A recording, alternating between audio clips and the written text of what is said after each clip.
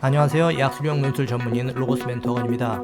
제목에 있는 것처럼 약수령 논술이 뭐냐 이렇게 물어보는 경우가 많습니다. 이게 해마다 질문이 이렇게 나와요. 약수령 논술이 뭔가? 그것을 알기 위해서는요, 최근 2, 3년간의 변화된 점을 조금 설명하고 넘어가겠습니다. 내신 수능 3에서 7등급 정도 중위권 수험생들이 예전에 흔히 지원하던 전형이 있었습니다. 적성고사죠. 적성 전형. 이게 재작년 2021학년도를 마지막으로 해서 실시되고 끝났고요. 작년인 2022학년도부터 폐지가 되면서 그 11개 대학이 적성고사를 실시했었는데 그 중에 약 한 5개 대학 정도가 논술로 전향을 했습니다. 그리고 나머지 대학들은 학생부 교과전형, 학생부 종합전형, 정시 이쪽으로 모집 인원을 2월시켰죠. 그래서 작년에 가천대, 고대세종, 수원대, 한국산업기술대, 한국외대, 글로벌자연계 이렇게 5개 대학이었던 것이 올해 서경대와 홍대, 세종이 추가됨으로 해서 7개 대학이 됐고요. 여기 나온 모집 인원을 모두 합치면 2,554명이 됩니다. 논술을 실시하는 모든 대학이 전부 몇 개인지 아세요? 본 캠퍼스, 분 캠퍼스까지 다 따진다면 41개 대학인데요. 그게 11,192명입니다. 그 중에 7개 대학 2,554명. 대학의 숫자로 생각한다면은 그 2,554명이라는 숫자가 22.8%로 굉장히 많은 인원에 해당돼요. 가천대의 경우는 거의 1,000명 가까이, 옛날에 적성고사 때는 1,000명 이상씩 모집을 했는데 그래도 이제 대학별고사를 자꾸 줄이도록 정부에서 얘기를 하니까 900명대로 일단 줄였지만 이 정도면 아까 41개 대학이라고 그랬잖아요. 가장 많은 인원입니다. 가장 많은 인원. 가천대의 대표적인 수시 전형이라고 할 수 있죠. 수원대 528명, 이것도 많은 인원이고요. 서경대 인서울에 있는 대학인데 학교 규모로 본다면 219명, 적지 않은 숫자입니다. 자, 그러면 기존 논술과 기존 일반 논술과 바뀐 이 약수령 논술, 새로 채택된 이 약수령 논술의 차이점이 무엇인가 한번 살펴보겠습니다.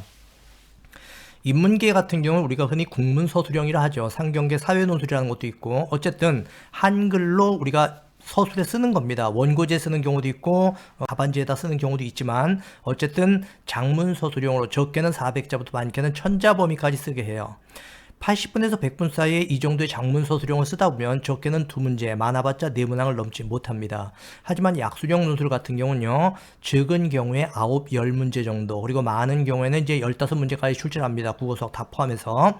그렇게 출제를 하다 보니까 문항수가 증가됐는데 80분 정도의 15문제 정도는 이 문제를 다 풀 수가 없죠. 그러다 보니까 난이도는 대폭 낮출 수밖에 없습니다. 그리고 답안 같은 경우도 이렇게 장문서술형이 아니고 대부분은 단답형으로 또는 한두 문장 정도의 50자 이내 단문서술형으로 답안을 할 수 있도록 해요. 한마디로 중간고사, 기말고사에 출제되는 서술형 문제 있죠. 간단한 서술형 문제, 이런 정도 수준이라고 생각하면 됩니다. 자, 그러면 기존 논술 같은 경우 자연계는 이제 수리논술 또는 수리과학 논술이라고 했지 않습니까?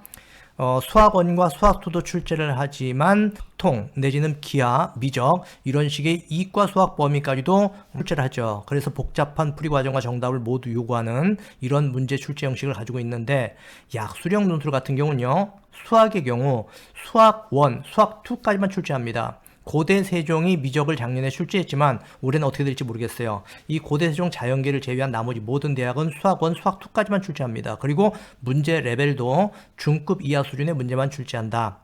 그리고 수학은 풀이과정 또는 빈칸 채우기 유형이 있다는 점, 풀이과정과 정답에 조금이라도 틀리면 다 틀리게 하는 게 아니라 부분 점수를 부여하기 때문에 본인이 알고 있는 정도까지만 쓰더라도 어느 정도 부분 점수는 받을 수가 있다. 그리고 국어 같은 경우는 답이 2개, 3개, 4개 이렇게 여러 개인 경우도 있어요. 한 문항 속에. 그럴 경우에 역시 부분적으로 정답을 쓰면 부분 점수를 부여한다는 얘기입니다.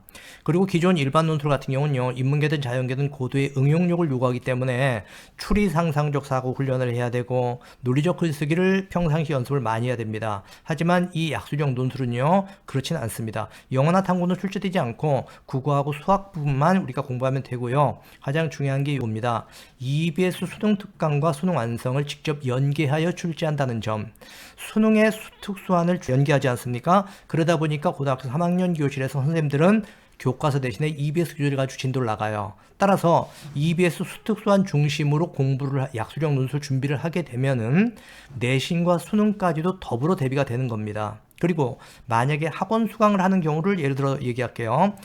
이렇게 수특수안에 나와 있는 제시문 내지는 수학 숫자나 수식을 살짝 변형해서 학원에서 출제 예상 문제를 가지고 연습을 하지 않습니까? 실전 모의고사를 본다든지 이런 경우에는 그 문제를 충분히 예측할 수 있고요. 경쟁률의 높고 낮음을 떠나서 어느 정도의 정답률 이상이 나오면 합격할 수 있다 없다라는 걸 충분히 예측할 수가 있어요. 기존 논술 같은 경우는 평상시에 연습한 거와 실제 시험장 갔을 때 상황이 전혀 딴판일 수가 있습니다. 하지만 이 약수령 논술은 그렇지 않다는 점, 그런 점을 잘 알아두시고요. 내신 수능 3에서 7등급 정도 되는 중위권 수험생이라면 학종도 한번 생각해 봐야겠지만 이 약수령 논술도 한번 좀 같이 고민해 봐야 되지 않겠느냐. 그렇게 하는 것이 정시로 가지 않고 수시에서 최대한 일찍 합격을 할 수 있는 지름길이 될 것이라고 생각합니다.